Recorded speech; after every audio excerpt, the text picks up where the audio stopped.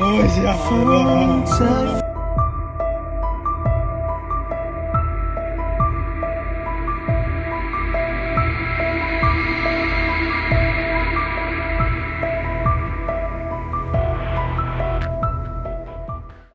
It's all covered in today's China Truths. I'm 37, and I've achieved nothing. Every day, I'm hounded by debt collectors. I just paid off one loan, and another is due tomorrow. I checked my card balance. It's not enough. How did my life spiral into this mess? If I hadn't burned through money chasing dreams, investing recklessly, living without restraint, I wouldn't be here. But what's the use of crying now? Tears won't pay the bills. At best, they'll just unearth the emotions I've buried for too long. In China, debt is no longer a burden. It's a way of life. According to the People's Bank of China and the National Bureau of Statistics, by the end of 2024, over 800 million Chinese citizens were in debt. And it's the young, those born in the 80s and 90s, who shoulder 85% of it. Today, let's talk about this crushing reality. Hello, People's Court. I'm a 37-year-old single mother from Tangshan, Hebei. I've lived honestly all my life. I once rushed to repay a debt of just a few hundred yuan overnight.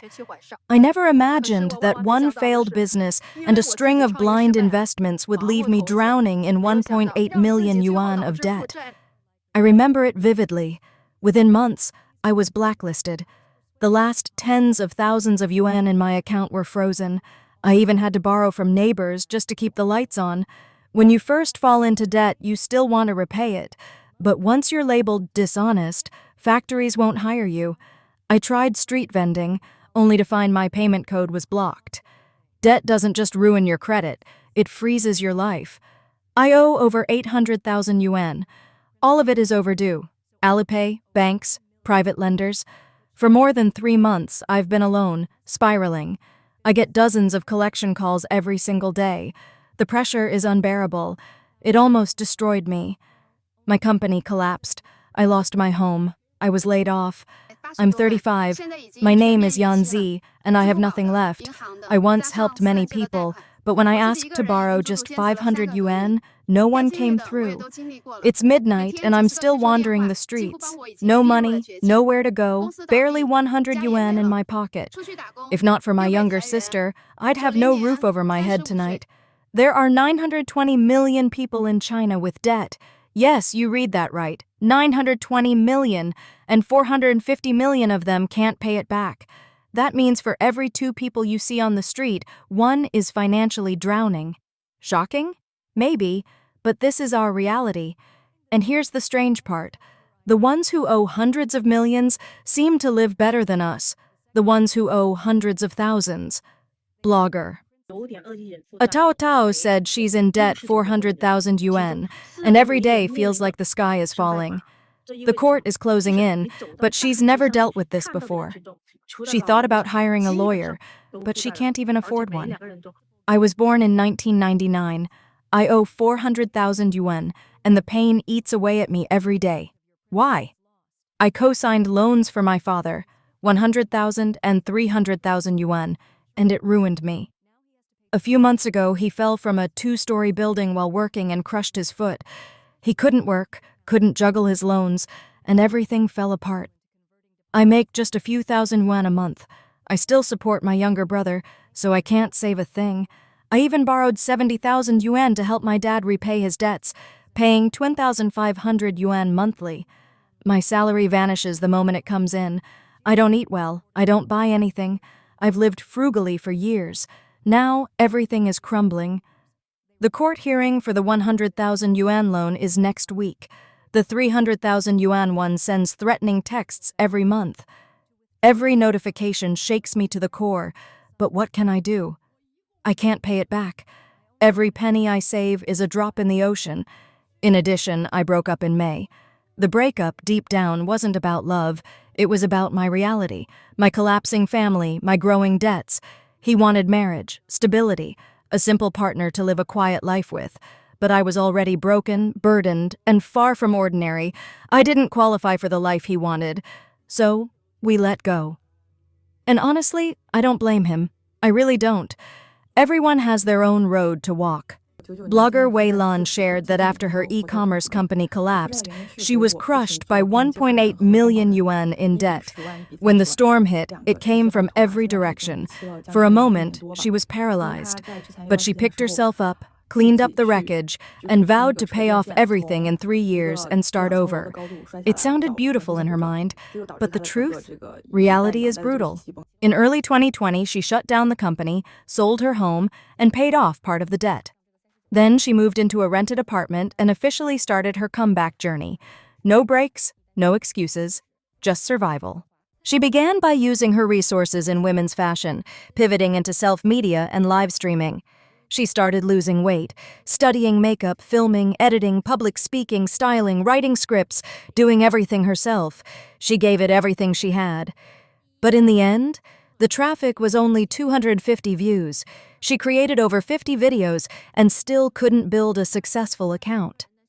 Later, she gave live streaming another shot, but doing the whole process alone nearly destroyed her. No looks, no charisma, no sales skills. She started to believe she was useless. No education, no fallback, just stuck.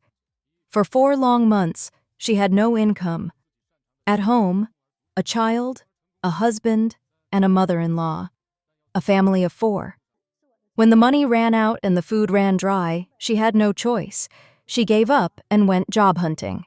But she didn't just take any job, she worked with purpose. She spent 6 months as a live stream operator in a factory, 3 months as a short video ad copywriter at a wellness company, and another 3 months writing promo scripts at a film and TV company. A salary of 18,000 yuan a month, barely enough to keep the family afloat. Every night, she came home in the dead of winter, riding an electric scooter through dark, freezing alleys. Countless times she cried while riding, cried from exhaustion, despair, and not knowing where life was taking her. That monthly salary? Gone by the end of every month. Every month began at 0 and ended at 0. At this pace, when would she ever clear her debt? Friends, today is her birthday. She wonders if strangers passing by might say, "Happy birthday." After debt swallowed her life, her relatives and friends vanished. When the coal mine went bankrupt, it left a 38 million yuan debt. The weight of personal and family collapse crushed her. But still, she chose to live. After falling into debt, everyone left. No more calls, no support. She was left completely alone. No home, no friends, not even one person to tell her the truth. Maybe that's what poverty does. It turns people against you. Now she's asking, if someone can't repay debt, doesn't answer calls, and avoids everything for 3 to 5 years, what's the worst that could legally happen? A lawyer blogger explained, there are 3 outcomes, and even the worst one. You won't be arrested, and your children's schooling and future won't be affected. The first result, your phone, and every contact in your phone book will be bombarded with calls. If you go silent, collection platforms will go after your family and friends, breaking rules and regulations just to track you down. This is where many people break. They feel humiliated, live in fear, unable to lift their heads. But you need to know, this is illegal. Even if they can't reach you, harassing your relatives, friends, or workplace is a violation. So stand up, gather evidence, use the law, report them. The second result, your credit is ruined. No car loan, no home loan, nothing. But don't panic. Once you repay the debt, your record can reset in 5 years. And the third result, you may be sued. Some people say, fine, sue me. Even if you auctioned me off at the vegetable market, I still couldn't repay it.